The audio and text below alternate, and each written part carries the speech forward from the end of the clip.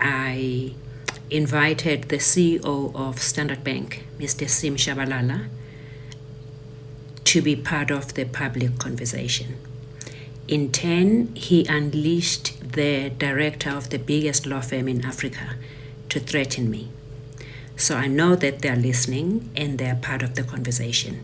They're welcome to step in whenever suitable. The fraud. I went to a dealership, I chose a car, they gave me the price, I paid cash for the car. They told me to come 2 days later as they needed to service, register, all of that. And when I went to collect the car, I was sat down and I was told that they decided to send the international payment back for whatever reasons they explained. And their suggestion was that we use local banks to finance the car.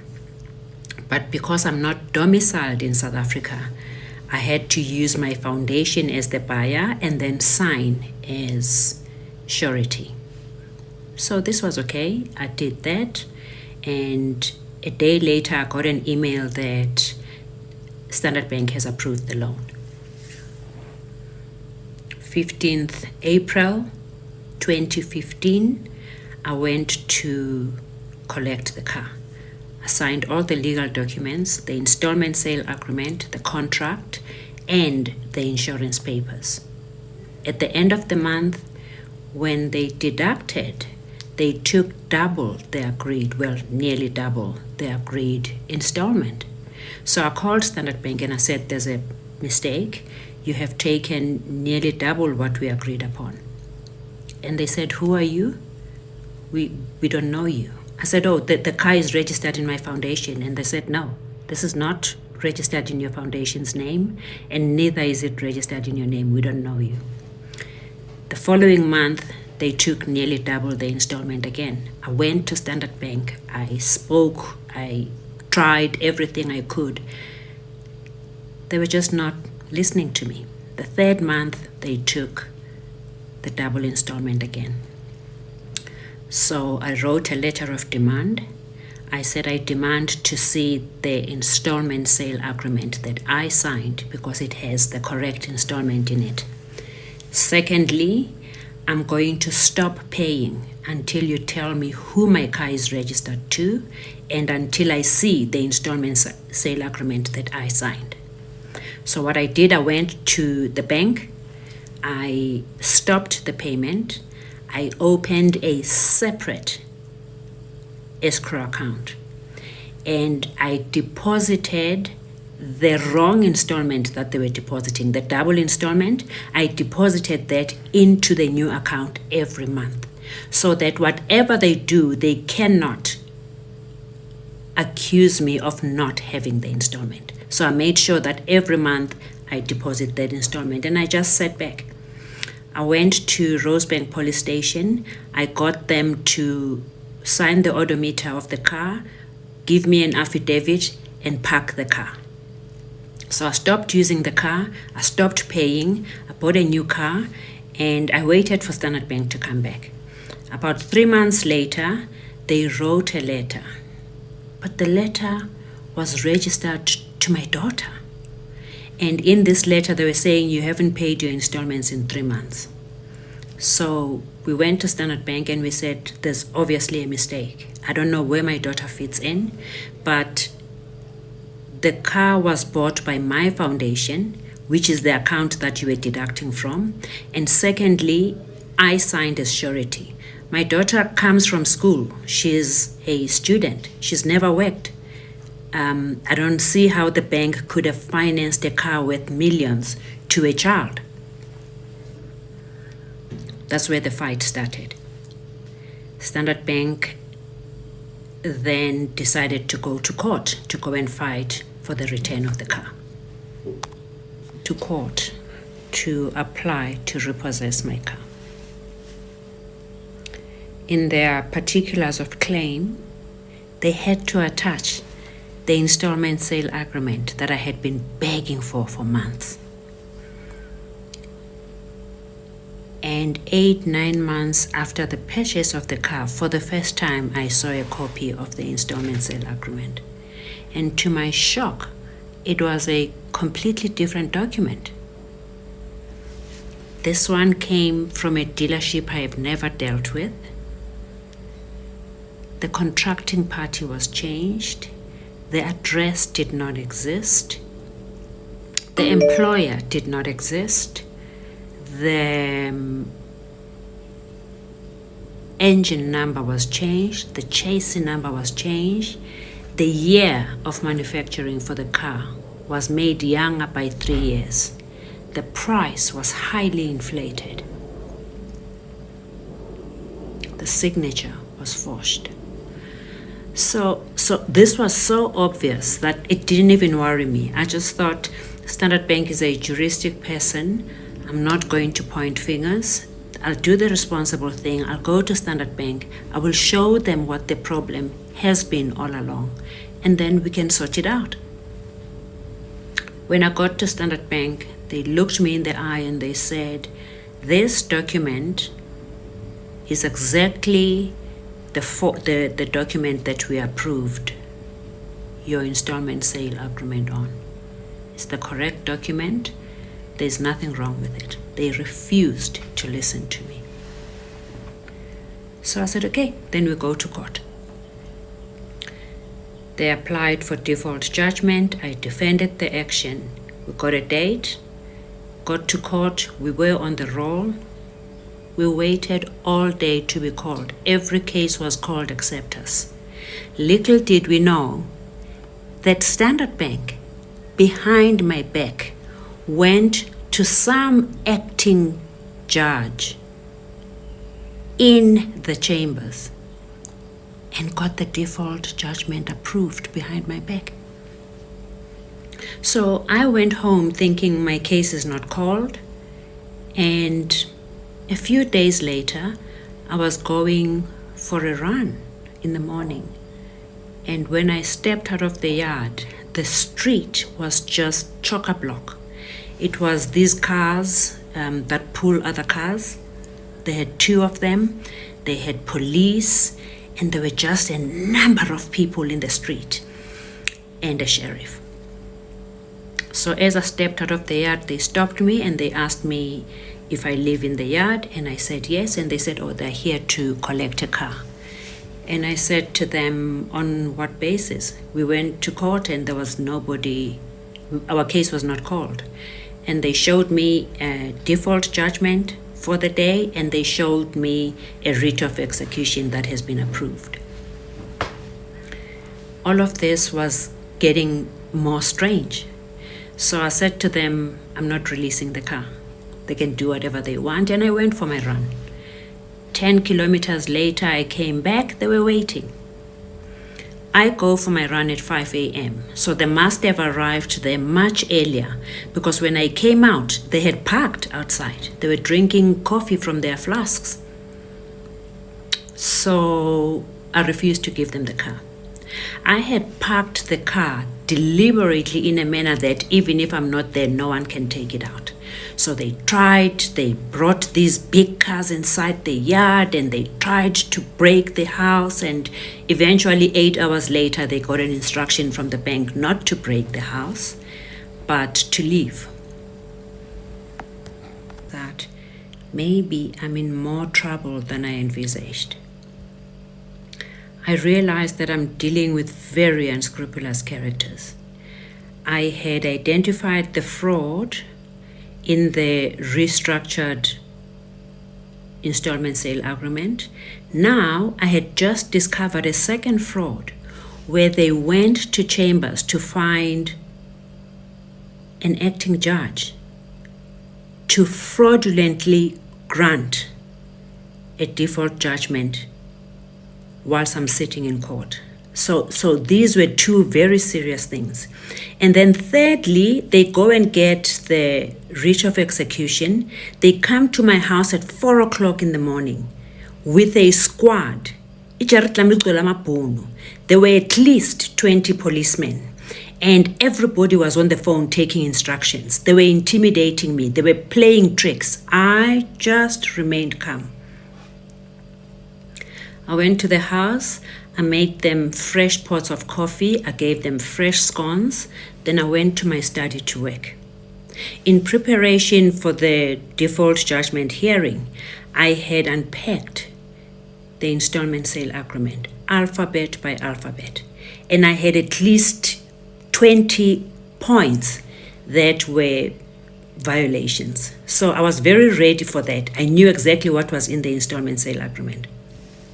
But on that day, I realized I need to look at something much higher than that.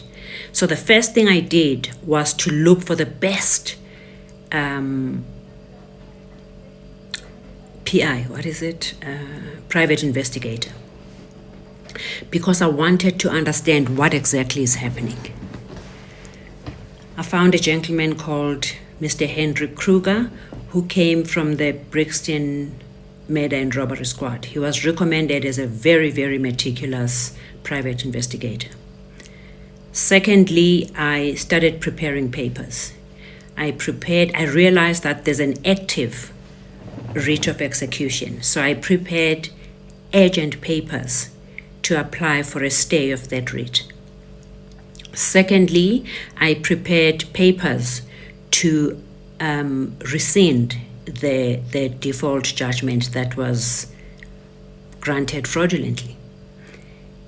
Thirdly, I decided to write to the banking ombudsman, and I explained this entire story, adding my notes for the fraudulent installment sale agreement. Then after all those papers were ready, I then wrote a letter to Standard Bank.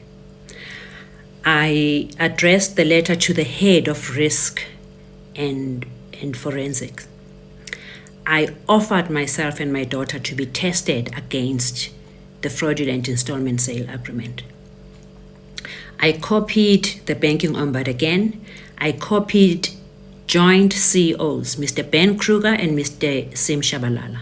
I copied the head of vehicle finance. I copied the head of the fraud department. I copied all of them. And I sent the letter and I said, there is a problem. And I demand that the bank looks at this problem. I said, I understand that the CEOs have a fiduciary duty towards the bank, but this, I can invoke negligence if the CEOs are going to neglect this fraud. I'd like this fraud to be looked at, and I'm submitting myself and my daughter to be tested whichever way.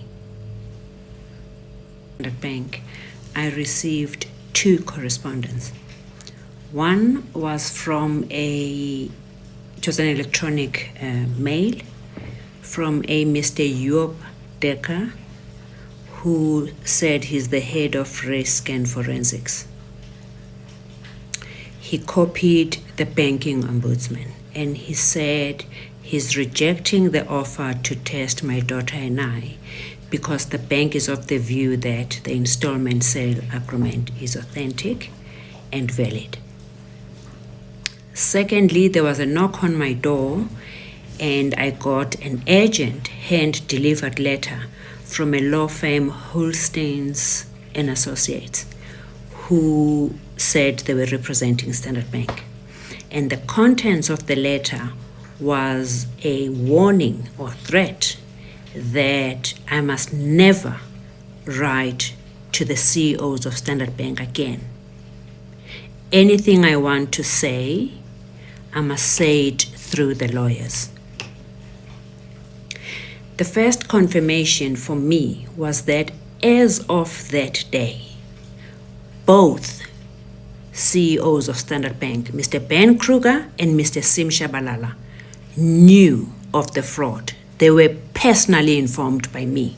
Instead of attending to the fraud, they got lawyers to threaten me.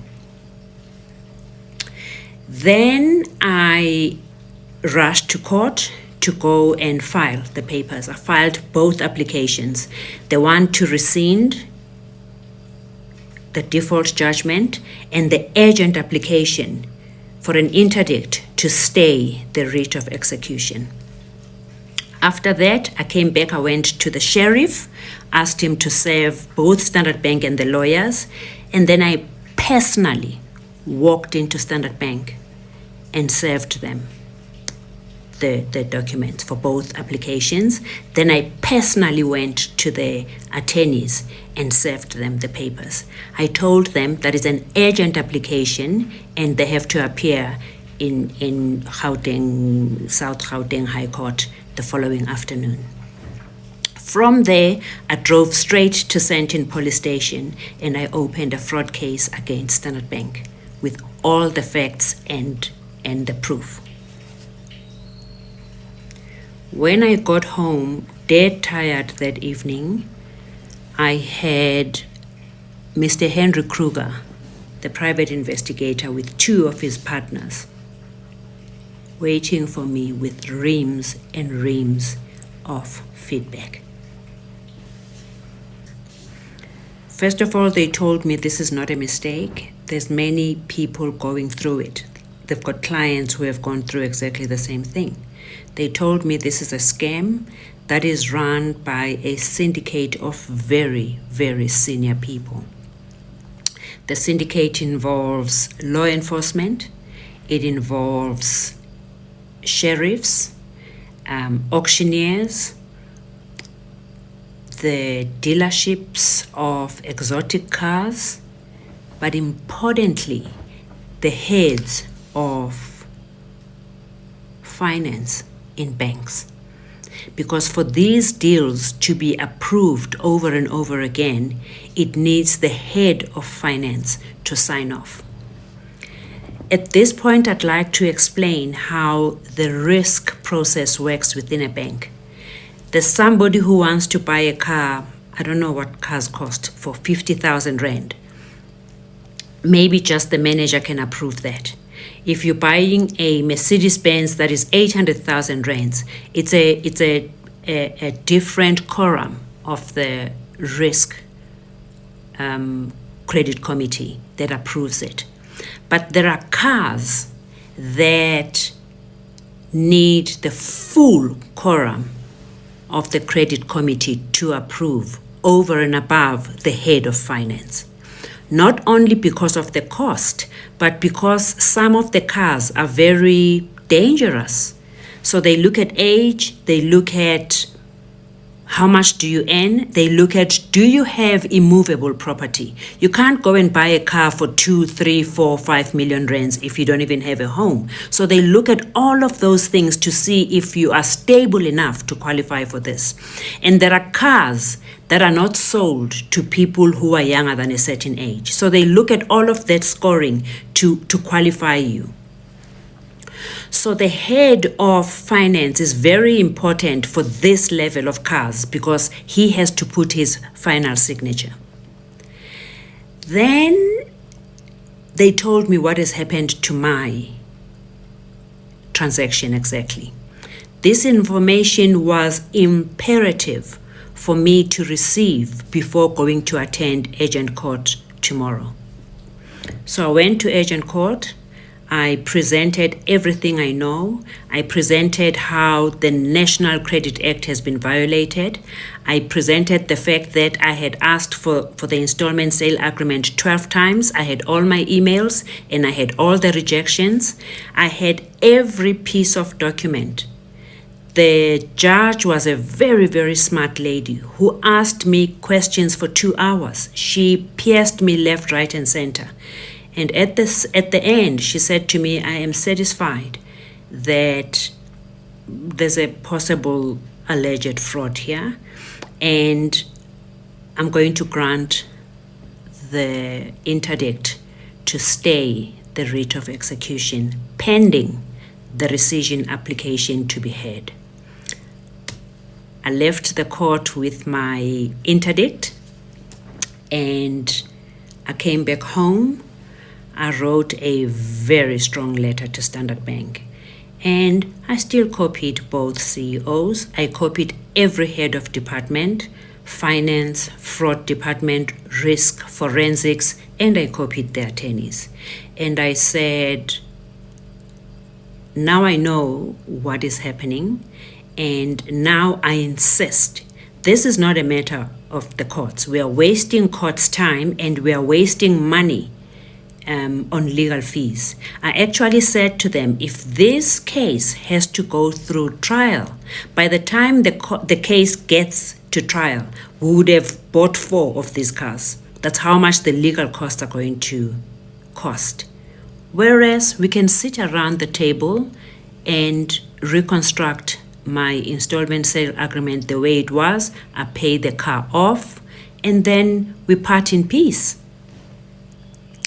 They refused, but I had my interdict to stay the writ of execution. I receive an unknown call from a male voice, which has a very urgent tone. He's insisting to meet with me because he has a surprise for me. And I say, sir, I don't know you, and I don't like surprises. Also, I'm out of the country. I'm not in South Africa, so I cannot meet with you. Can you tell me what this is about? And he says, okay, they have purchased the latest model of my vehicle for me as a gift. But in presenting it, there are terms and conditions. So I tell him I don't like freebies and I don't accept gifts from people I don't know. I don't need a car. I don't need anything. So I thank him profusely and I say, thank you very much for your kind gesture, but please don't worry about me. I'm good. About a day later, I'm on holiday now. About a day later, I receive a call from my butler in South Africa, and he says there were urgent papers served on him like a minute ago. And I asked him to read. Then I realized that Standard Bank is challenging the interdict. So I cancel everything, I fly back home, and I start preparing papers. The first problem with the papers is that they're only challenging my daughter. They're calling my daughter to court. My name doesn't appear anywhere, and the fight is against my daughter. So I do a joinder application to be enjoined as a party. I motivate why I'm supposed to be a party to this process. And then I respond to their papers. We file everything, we go to court, I think it's the 22nd of December 2016. This matter lasts for 3 days because Standard Bank thought it's just going to be a hit and run. They bring top lawyers and senior counsels. We've got no one, it's just my daughter and I. So we go, and my attitude that day is that I know Standard Bank has got deep pockets, but I have a brain, I have integrity, and I have all the evidence I need to prove my case. We get to court, they refuse to allow the judge to hear me. They put my daughter on the stand, they are grilling this child. They are tearing her into small pieces. At some point I realized that, what is this, like apartheid times? I'm being bullied for something, I've done nothing wrong, and I'm being bullied like this. I remember feeling the table. You know, they've got those wooden tables. I remember feeling the table to feel, does it make a sound that people can attend to me? And I started like madly, like banging my head on the table. I started banging my head on the table. And I remember it was Judge Fourie. I remember the judge said that there's something wrong happening there. What's happening? So my daughter is not like me. She's very calm. She calmly said, Judge, she wants to speak. It's her car, it's her money, it's her case. But Standard Bank is deliberately preventing her from defending herself. This has got nothing to do with me. I've never owned a car of this sort. I've never opened an account with Standard Bank. I've never opened an account anyway. So it is her account and she wants to talk. And Standard Bank objected. They objected. I went crazy. The judge said, "Are you under oath?" I said, "Yes, I'm under oath. I did the joinder and I did the responses. It's signed by me." The judge says, "I'll hear you." I stood up and I started telling the judge what this is about. Again, this is urgent court. The judge has not had a chance to look at what this is all about. Step by step, where all of this started. I show the judge everything I utter. I have a paper to prove it. I show the judge everything. I explain how I've driven less than 1,000 kilometers on this car. Less than 400 kilometers it was. I show him the affidavit from the Rosebank police station. I show him that the car has been parked for 17 months. I haven't had pleasure to use this car. I show him the account with the 17 installments. I tell him step by step. I show him the report to show him how Standard Bank works. I show him how they got the order to take my car. I show him everything step by step. Standard Bank is going crazy trying to object from me talking. The judge said, "Sit down." I tell the judge everything step by step. The judge says, "Standard Bank, these two people are laymen. You are here with senior counsels. Your papers are all over the place. These people have got paginated bundles of the same of the correct amount. Their papers are impeccable." The judge says, "In my life," this is in a transcript, the judge says, "In my life, I have never seen a more meticulous client." He says, "I can't take this person's car. Everything she has done, I can't take it. I can't find fault in her. So what I need is that we adjourn. I need to go and read these papers. I need us to adjourn, come back tomorrow, and you come and tell me more about this story." So we go home. And from the holes that I had in court that day, I start putting together. Do you hear when I say everything? I start unpacking everything. I put everything step by step to prove my case to the judge. We go back the following day. I talk the entire day. The Standard Bank's senior counsel is busy saying, do you have any more to say? Or can you stop talking now? I just ignore them. I go on and I tell the judge what this is about. The judge says, "I'm sorry, I can't take this woman's car." Then my daughter asks to stand up and talk. My daughter says, "First of all, here are the cases. This is not even an urgent matter. Here's the cases that prove that if a matter has got a record, like it was like 1,000 pages, a record this high, it cannot be in urgent court. So this matter does not even belong in this court."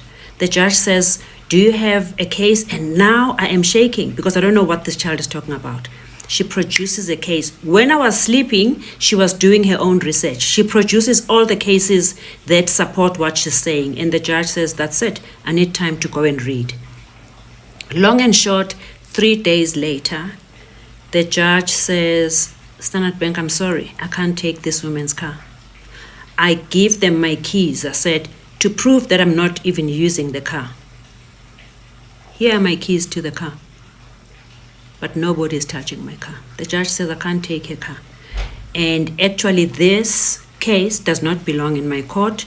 You must go blah, blah, blah. Apply for joinder in the appropriate court and proceed with this case. But my ruling is she stays with her car. Of this case, it synthesized the matter for both parties, but importantly for the court. My biggest achievement on this day was not keeping the car, but it was forcefully draining the truth out of Standard Bank. I put so much fire in this man's belly that truth inadvertently snuck out of his mouth. In the heated exchanges, the Standard Bank senior counsel conceded in court. This is in the transcript. He said, "We can't deny it. There is indeed fraud here." And as he said that, you must remember Standard Bank does not send 4 people to court. They have very deep pockets. They send a squad. And remember, I was not a lawyer at this time. I had to conduct research to conduct this case. I was not a lawyer. I was just relying on my knowledge of finance and banking. So as he said that, the judge said, huh? And he said, yes, there's fraud, my lord. And as he said that, somebody pulled him and the squad is sailing up. You could see what he's in trouble. And he tried to recover, and he said, my lord, there is fraud, but the fraud is not from Standard Bank. The fraud is from the dealership. Yay!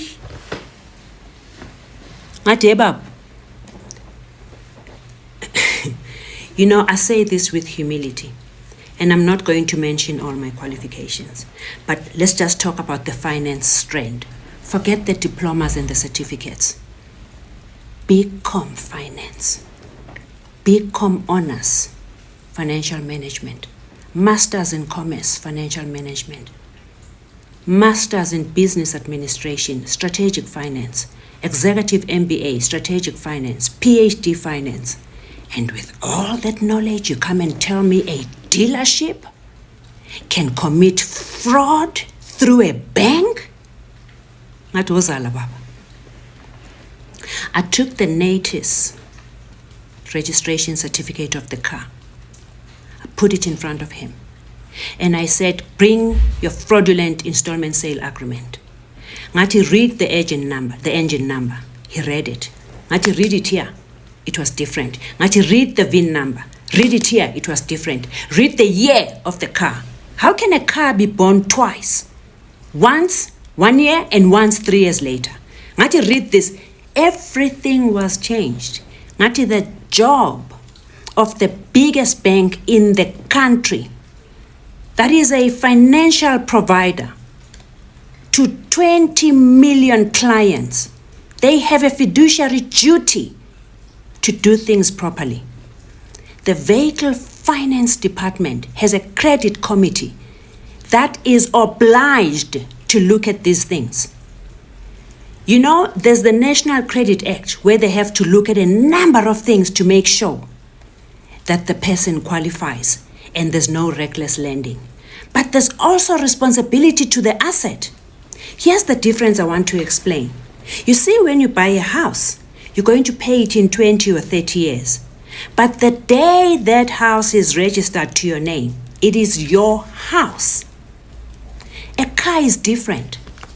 What happens is when they loan you the money to buy a car, the car remains in the ownership of the bank. The bank owns your car until the day you pay the last cent, and then they change ownership. So you are financing an asset that you have not even looked at of this amount? I moved to the bank's complicity on deliberately defrauding unsuspecting clients. This became the main issue. With 11 years banking experience, I confidently told the judge that the dealership can concoct all the fraud it wants, but the ultimate decision to grant finance lies with the bank, and only after diligent credit assessment. You see, the NATIS registration certificate is the ID of the car. There is no form that can be filled with contradictory information. They have to match. How do you grant a loan of this amount with a form that doesn't match the ID? Just that does not make sense.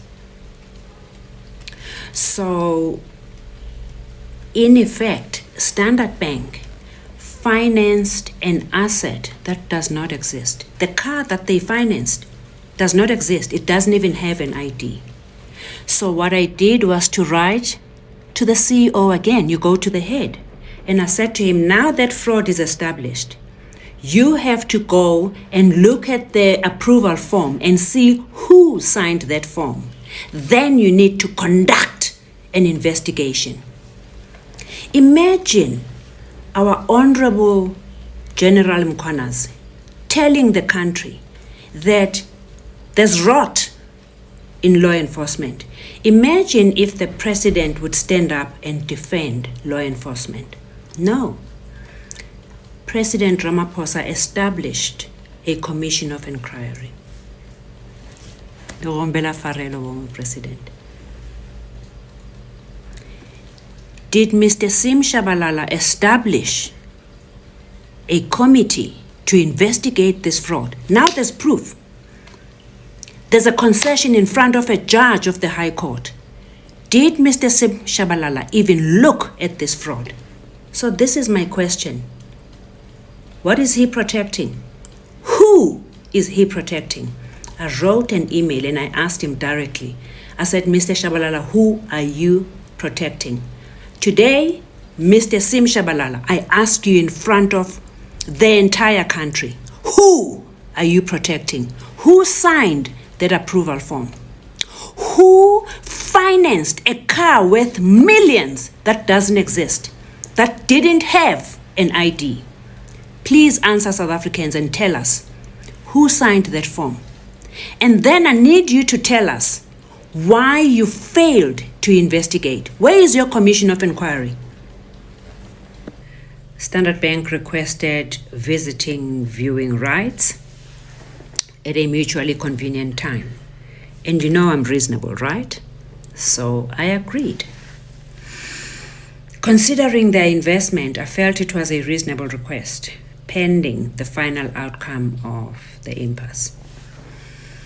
We also agreed that an independent person, like a sheriff, would keep the car keys that I offered. All this detail became part of the new court order from Judge Fourie. This development, however, infuriated Standard Bank, and this became the beginning of unprecedented violence. The tide also turned a different direction when forensic reports started flowing in. If you remember, I had reported the fraud case 685 of April 2017 at Sentin Police Station. And we got tested. They are very advanced. You close your eyes and they tell you what to write with your right hand and the left hand. It's just a very thorough exam. So I had submitted, both my daughter and I. And a warrant officer, Maribota, from the SAPS Forensic Laboratory in Pretoria. I had never met the person, but obviously they tested the thing, and she wrote a thorough report that confirmed that the installment sale agreement was a forgery. Then I had appointed a lady I got on the internet, Miss Terry Elmalay. This woman was very, very advanced. She would feed your handwriting and your signature into a system that then plays music, because she says writing, once you think you're looking, you're writing, you're actually writing with your brain. So there's no way you can forge somebody's signature, no matter how exact it looks. When you put it in this system, it tells you if they were written by the same person. Even if the signatures are different, when you put them in the system, it can confirm if the signatures were done by the same person. She wrote a scathing report, which also confirmed that the installment sale agreement was a forgery. Then my private investigator had taken us to two licensed forensic experts, and we were tested there differently as well. So when these reports came in, with my kindness, I shared with Standard Bank and I said, hey, here's the proof. And still, I called on Mr. Shabalala. I said, here's the proof that this is a forgery. You have a duty to investigate, because unless you are part of this syndicate that was exposed, there is no reason why you shouldn't investigate. What are you hiding? What are you protecting? I tell you, Standard Bank unleashed their wrath. We encountered so many violent incidents. I just couldn't cope. I don't want to traumatize you with the gory details. Unless Liwatlam goes, tell me to end this ordeal. They apply for a myriad of frivolous interlocutory applications. They keep me in court permanently. I can't focus on anything else. I'm completely consumed. Whenever I return home to Switzerland, I'm immediately dragged back to court. The worst is before every court appearance, there's an incident, an intimidating incident. So I don't stop writing to all of them, insisting that this is not even a real case. It's not even a real legal problem. So I insist that we sit around the table and resolve this at once. Once we reconstruct this thing, I can pay the balance and I can go back home and we end this thing. I've had enough. Anyway, I'm waiting for them to challenge the forensic reports that confirm that they committed fraud. On the other hand, I am sitting on Mr. Sim Shabalala to investigate and tell me who this person is. I've narrowed it down for him and I don't understand why he's not taking action. So I write to him consistently. And Mina, my politeness has an end. There's a point where I lose it.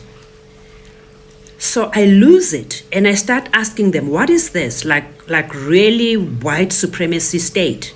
Is that what it is? Where in my time when I grew up, besiphetwe amabhunu asiphethe njengezinja, but at least you knew ukuthi u-abuse amabhunu. Namhlanje they are renting melanin to incite black on black violence. Namhlanje sihlukumezwa abantu basekhaya. So I ask this, is this what it is? I don't understand what's happening. There's joint CEOs, Mr. Ben Kruger, and then there's Mr. Shabalala. Who is who? Who has the power here? Who is being sent to abuse black people and who is the boss? So I ask this. Anyway, I think I sent this email on Friday. On Sunday, I wake up, I go for a run with my daughter. I normally arrive back home first. So when I get home, I lock my key on my bra. I open the door, open the tap, I need water. And as I'm drinking water, I can see a set of black tights coming towards me. And in my head, I'm thinking, did this child run in front of me today? That's impossible. And as I'm thinking this, I see a second set of legs, a third set, then I know that I'm being robbed. So I rush to the door. I'm right at the door. I rush to the door so that I can come out and stop her from coming in. And as I rush out, this guy holds me from the back. He hits me. So I say, look, you can take everything you want. Tell me what you want. You can take it. Here are my keys. Take everything you want. And then so they tie your feet first, tight. And then they tie your hands behind you. And then they tie the tied hands to the feet. So they do this entire operation. At this time, Bayang and they're giving me facts. Like, when I fly first class, when you do this, who do you think you are? They're on top of me. But they're telling me such accurate details, as in what seat number I sit in. So I'm thinking, what is this? Goes on, and Bati, we have to wait for your daughter. Okay? I think 10, 15 minutes later, it sounded like 10 days, but a while later, I just heard, and I knew they've got her. And I just said, it's all okay, Sissy. Just be calm and don't fight anything. Just let them do whatever they want. So I said, okay, we are here. Salasoi 2, you can take whatever you want. Where is the safe? I tell them it's upstairs. take us there. I take them to the safe. So, I don't keep my jewelry in the safe. I keep my jewelry in different places. In the Baki flower, you'll find my expensive watch there. You'll find my ring in the washing basket. I put my jewelry in different places. So I'm thinking I must offer them the jewelry because they can take things and go. But Bafuni safe. When they opened the safe, I thought they were going to be angry because there's no valuables there. It's only my important documents and flash disk, what do you call them, USB things. So I thought they were going to be upset to find this and not find diamonds. No, they open a bag and and they throw it in the bag. And I'm thinking, what the hell? Show us your study. I show them my study. So I'm meticulous with my documentation. My filing is very, very neat. They go. So I've got a block here, Standard Bank, with 16 files. All my files are white. They've got my age, ngaphandle, and then I label what file it is and what number it is. They take the entire 16 files and they throw it in their big bags. And I'm thinking, what? Anyway, they pack. This guy young shy. And so now I'm like a frog because so my hands at the back are tied to my legs. So they keep on beating. Need to go this guy, bruh. I just ran 10 kilograms. 10 kilometers, 10 kilograms. I just ran 10 kilometers. I'm thirsty. Don't untie me. Just open the tap so water can come into my mouth. Drags me to my bathroom, opens the tap, and I literally empty the tap. We come back. They want a second safe. I don't have a second safe. They want a second safe. I know you won't believe me when I tell you, Uguti, for 4 hours I was being beaten up. I didn't know what this is about. Eventually, one guy, Uti, I need your discs. Need what discs? At the camera discs. Camera discs. They're in the garage because I'm thinking like the camera is Senlini, the CCTV. So that the cameras are in the garage. No, I want the discs. In my garage, I have a big wall of CDs. So everything is in the garage. Ati, let's go. Must be a garage. Told Linda Funari told. What do you want? Ati, I want the files, the discs that have got the Standard Bank footage. Oh, you should have just said that. Back in my study. Go back to the study. I give them the files. And then he's threatening me. I am so angry by this time. I'm going to hit you. Need to be a man. Untie me. Untie me and I'll show you what beating somebody up is all about. Oh, this guy gets upset. Takes me, throws me to the wall, but I hit my neck so badly that I actually passed out. So when I eventually come back, I notice under my armpit, I notice my daughter is naked. Yeah. So I'm asking this child ngesizulu. But labantwana be-ice cream bacabanga ngesingisi. I ask her ngesizulu ngiphendula nge-English. So ngiyambuza ngithi kuye, awugqokanga unqono? Yes, they took my clothes off. They said they're going to rape me. And they answer. They obviously heard what she's saying. They say, we all have full-blown AIDS. When you hear her screaming, you must know that she's infected. My daughter says, Mother, I won't traumatize you. I won't scream.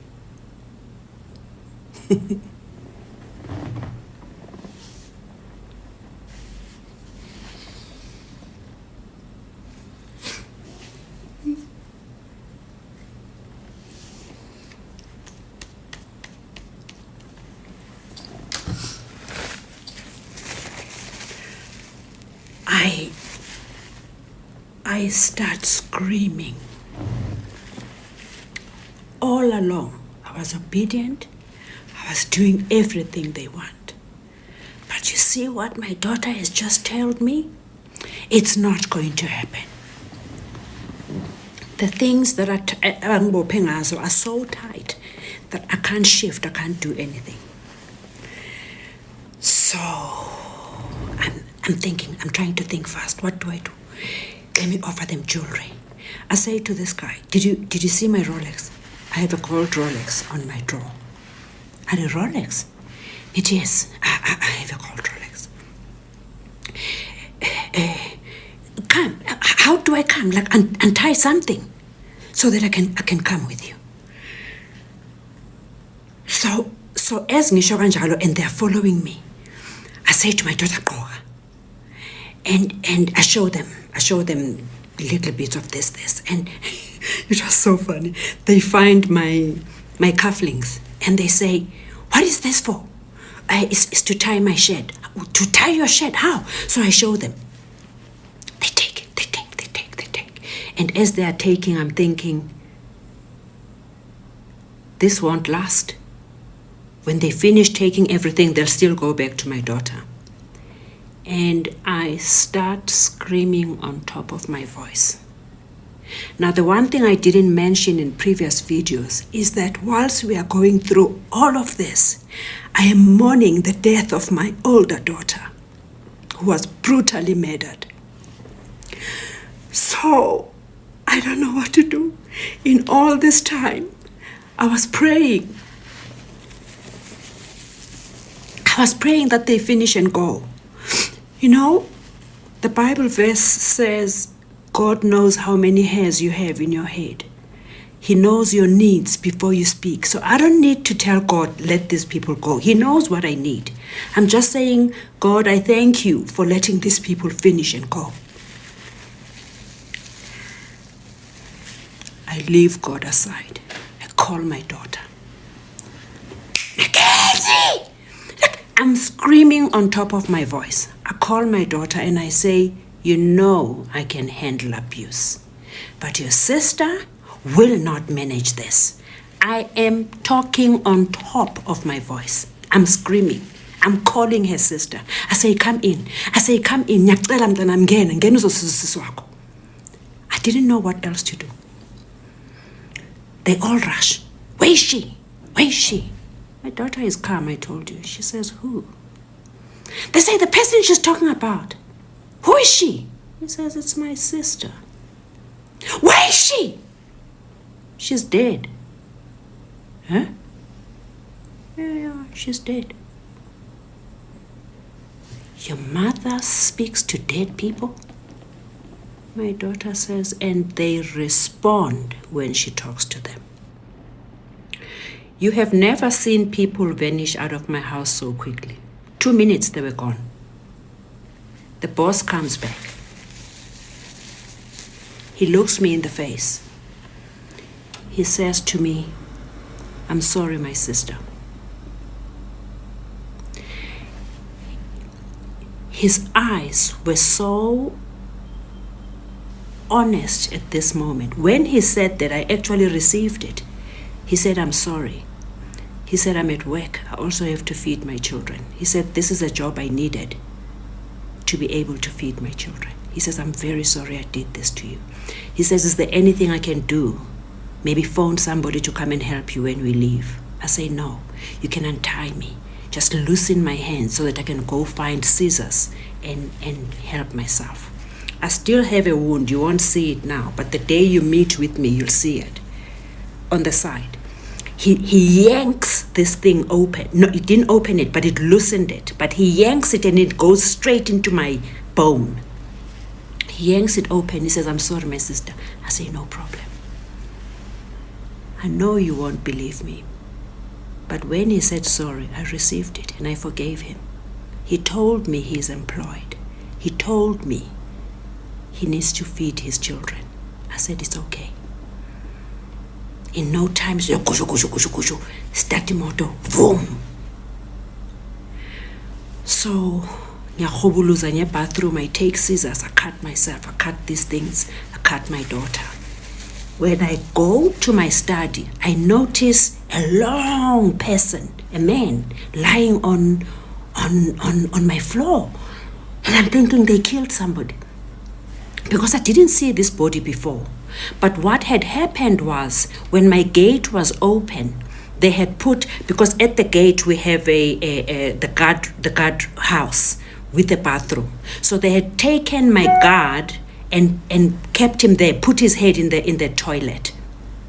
When I came, they lifted the head and they said, "Who is this? Is this the mother or the daughter?" And he obviously said it's the mother.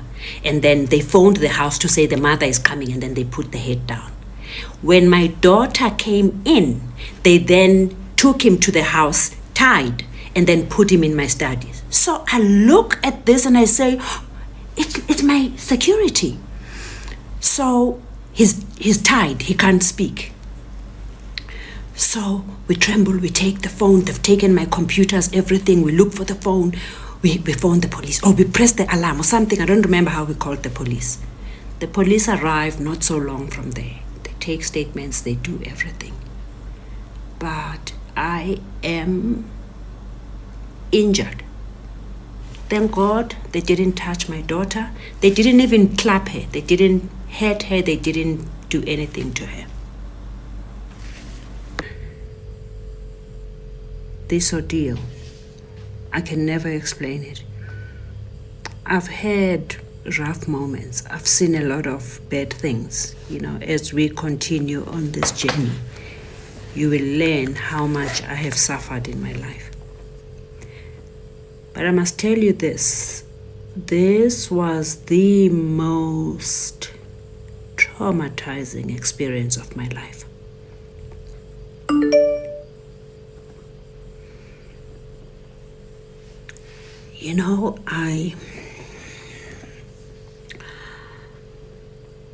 I couldn't sleep. I couldn't think. Even when there's lightning outside, I used to jump out of my bed and think there were people there. I just couldn't breathe. I couldn't breathe. And as I'm busy processing this, I get an urgent application from Standard Bank. I don't even remember what they're applying for. Rulnisi or something. I don't remember what they were applying for. I get an urgent application.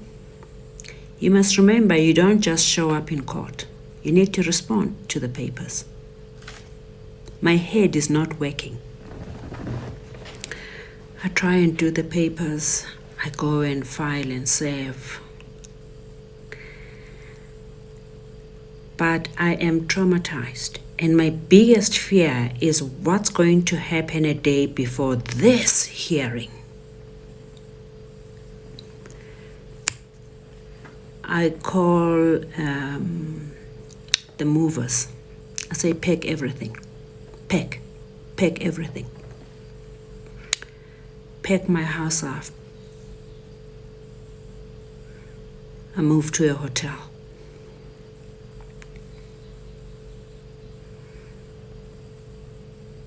A day before this urgent hearing, we're at the hotel. I am finalizing the heads of argument. I'm putting things together, and my daughter says she's hungry. I say, order. So she ordered our meals. The food comes. My stomach is knotted. I can't eat. My daughter is hungry. I ask her to eat. She eats.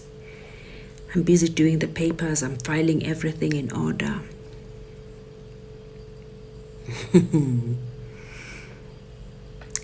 I don't remember what I called her for. Make me tea or something. I don't remember what I asked for. The child is not answering. My daughter is very respectful. I don't remember what I asked for. She's not answering. I call her. She's not answering.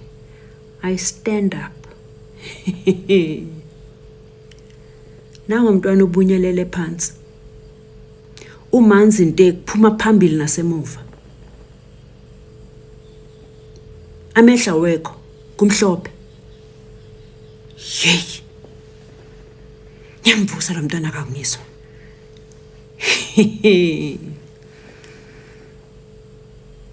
In that state, I take my phone to try and call the ambulance. My phone is blocked. I use the hotel's phone to call reception for help. The line is cut. I open the door, I run down. Oh, as I go out, press the lift is off. I take the steps, I run down like a mad woman. I go to reception, I take the phone, I say, ambulance, ambulance. We phone the ambulance. I'm on Discovery, so you've got this 911 thing. They arrive in no time. The people who come and attend to my daughter, they say, Madam, we can't take this person. She will not reach hospital. We need to first treat her here. I say, do whatever you can. I'm medically trained. I am shivering. I can't take this child. I can't even think what's wrong. I stand back.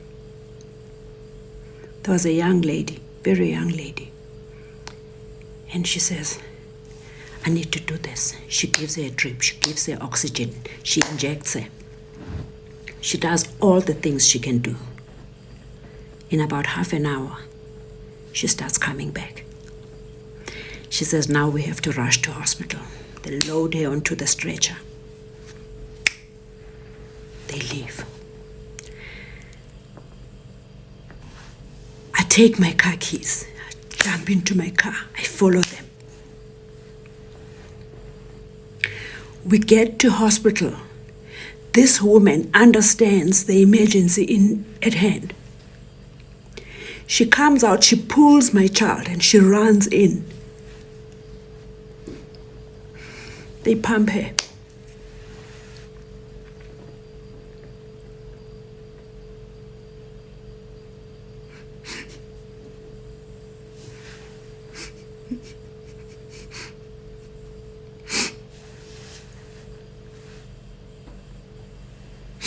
I go back to the hotel in the morning. It was about, I don't know, maybe 3 o'clock when all of this happened, or maybe 2 o'clock when the ambulance came. I go back to the hotel in the morning. I put together all her vomit. Everything she excreted, I put it into different buckets. I did not eat, so I take the food that I didn't eat, and I take all the waste that I collected. I run to a laboratory. I say to them, test everything and tell me what's in it. Will you believe me when I tell you that the poison in her vomit and her stool was the same poison in the food? Before I know it, it's time for court. If I don't arrive in court, they're going to grant an order in my absence. Who do you call at the time to go and stand for you in court? I leave my child in hospital, get into the car, drive to Pretoria. I walk in, I am a mess. I scream from the door, telling the judge what is happening. It was the kindest woman I had ever come across. As I walk in, the Standard Bank people are talking. They're addressing the people. Look, she's late. The judge flips. Didn't you hear? Her child is fighting for her life in hospital. Bangs the gavel. Cancel the entire thing. Go look after your daughter.